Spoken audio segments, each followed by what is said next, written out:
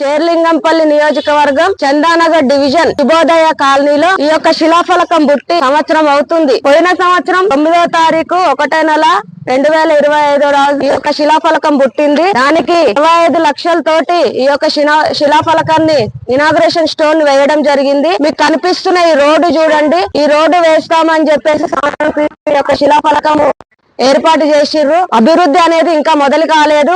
కాబట్టి ఈ రోజు ఈ యొక్క శిలాఫలకానికి మేమందరం కూడా పుట్టినరోజు జరపాలని చెప్పేసి ఒక కేక్ తీసుకొచ్చి పుట్టినరోజు జరుపుతున్నాము. ఇన్నారా? ఏడాది కిందేసిన శిలాఫలకం ఎట్లున్నది అట్లనే ఉన్నదట. దాంట్లో చెప్పిన పనులేం చెయ్యలేదని ఇవాళ శిలాఫలకానికి కేక్ కట్ చేసి పుట్టినరోజు శుభాకాంక్షలు చెప్పి ఇట్లా వెరైటీగా నిరసన చేసిండ్రు. షేర్లింగంపల్లి నియోజకవర్గంలోన్న శుభోదయ కాలనీల ముచ్చటిది.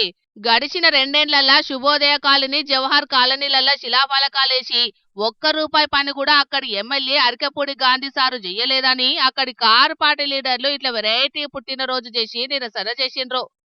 ఆ రోజు 2018లో ఎమ్మెల్యే గారికి బీఆర్ఎస్ పార్టీ తరపున టికెట్ వస్తే శుభోదయ కాలనీ వాసులు మీకు అంతా శుభం కలగాలి అని చెప్పేసి కాలనీకి పిలిపించి అందరూ ప్రమాణం చేసి ఎమ్మెల్యే గారిని గెలిపించడం జరిగింది.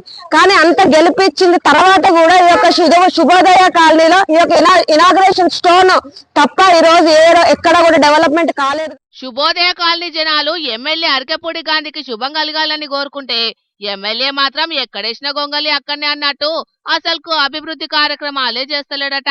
అందుకే గీ తీరుగా నిరసన చేస్తున్నామని అంటున్నారు అక్కడి కారు పార్టీ లీడర్లు.